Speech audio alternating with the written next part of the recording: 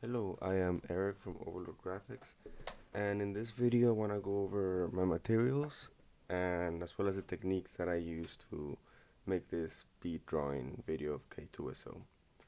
So I guess starting off with the paper is nothing special, it's just a cheap like notebook I picked up at Walmart. There's quite a whole variety of like cheap notebooks, sketchbooks for this kind of stuff in Walmart. I think it's like nothing more than $5 to $6. Um, I used this 0.7 pen. It's just it's lead pencil. It's just anything cheap that has a pretty good edge and doesn't chip as much as pencils. For the inking, I use this fine point Sharpie pen. It's my favorite kind of pen because it's been quite reliable. Sadly, though, I left it without its cap, so it just kind of died on me. For today's video, I will be using a different kind of Sharpie pen. I will be using this Sharpie pen.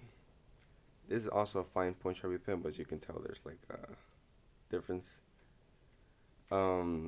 This one does like a little bit crisper lines, and this one does more in a painterly kind of sense lines. You'll see what I'm talking about soon enough. Alright, so let's start off with the basic shapes of that we went through. So as you may recall, the Android k2s0 has a dome-like shape. So let's start doing something along that.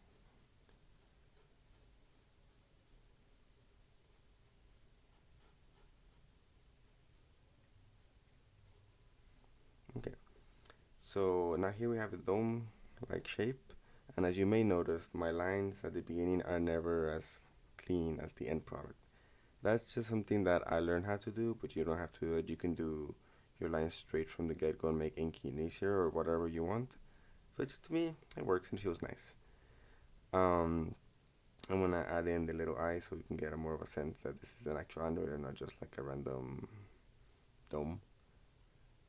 And something very important to consider when you're adding depth and dimension to your characters or illustrations is the light source. So for in this instance, let's put the light source in the same place that we put it in the last one.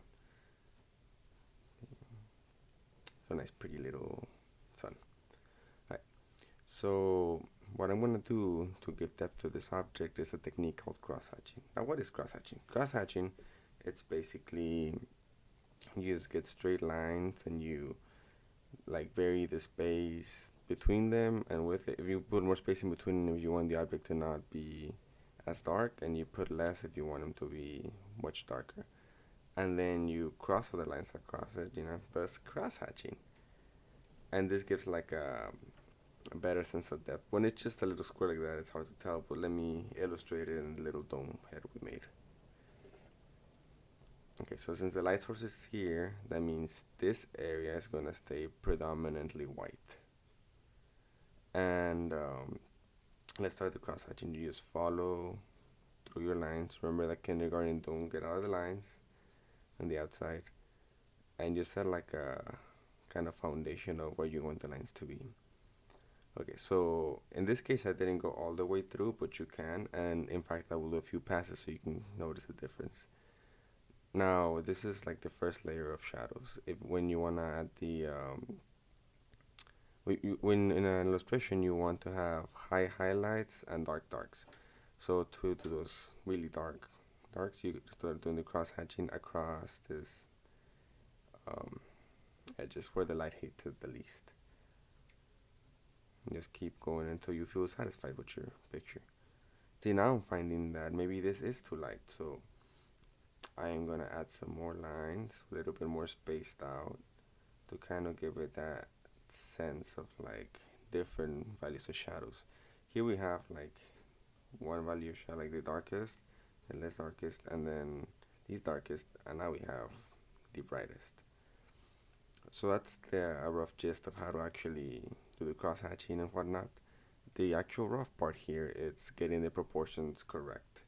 What I like to have is this little guy. Let's see if you can move the frame. So this little guy helps you a lot with proportions, especially when doing humanoid characters. However, since we all know k2s0 as humanoid features, but he's much larger. I went ahead and I bought this figure of him in Walmart to give me a better idea for the details. Okay, so next thing we're gonna do, it's the actual inking. Inking can be very important, and like there are varied ways of doing it. And the way that I'm gonna do it is the same that I did in the drawing to show you guys. So again, let's do another one of those lovely dome shapes. All right, adding the little eyes. Okay. Now you can see the difference between these two. Like this one looks much more flatter and lacking in dimension than this one. And that's all thanks to crosshatching. Now, as you may have seen in the last video, when I ink, I tend to delete the lines after and I go in a straight, nice, like finite line. Because it makes everything go much smoother if you do it that way, at least in my opinion, because the cleaner your lines, the more people can see your expertise. Okay, so here we're just gonna go nice and slow. Go around the contour of the shape. Now we just gotta close it up. Go nice and slow with the eyes too. And like I'm not following the lines one to one. Sometimes I make adjustments, sometimes it helps my composition, sometimes it hurts it. But it's just nice little experimentation. So what I do once I've inked my subject, I grab my trusty eraser and just start slowly but surely getting rid of the pencil lines. You don't want to go too rough with the eraser because it might make the ink smear. And this eraser, by the way, is just, it's called a Moo eraser. I found it at, I want to say Hobby Lobby. Yeah, and these are pretty reliable. They have this distinctive little squiggly, and it says like Moo in the back, so you can't miss it. Right. So now you've done that and you have a general idea of how to actually ink. So let's try inking. We can do a few different variations, but right now I'm just gonna stick to the regular cross hatching. So remember, this area it's gonna stay white, and then it's gonna get progressively grayer and grayer.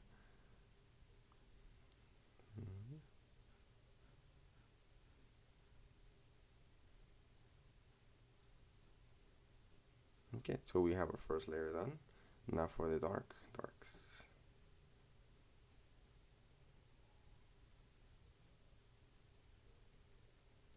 I'm not quite happy with this yet, so I'm gonna keep at it, but spacing out my lines a little more to again give it this sense of depth. And the important thing with cross hatching is never repeat the same motion of lines, because then it can ruin your concept that you're going for.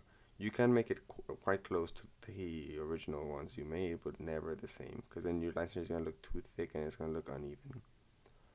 Okay, so now this is nice and dark and I like it.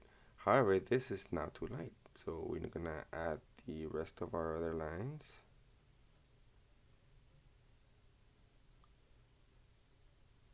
Okay, there we go. So now we have like a more or less object with depth.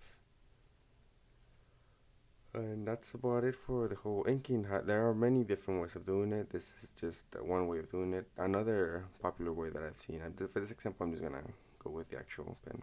Let's do another lovely dome. No eye holes.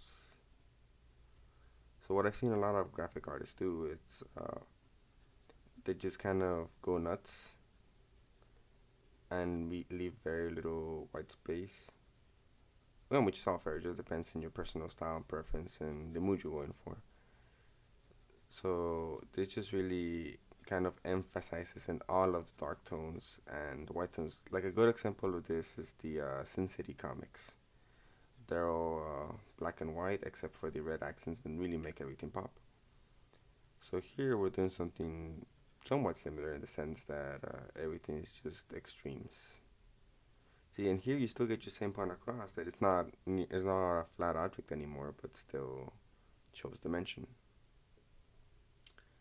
I think that about does it for now. If you guys have any questions, comments, concerns, or even ideas for new videos and things to draw, feel free to let me know and have a nice day.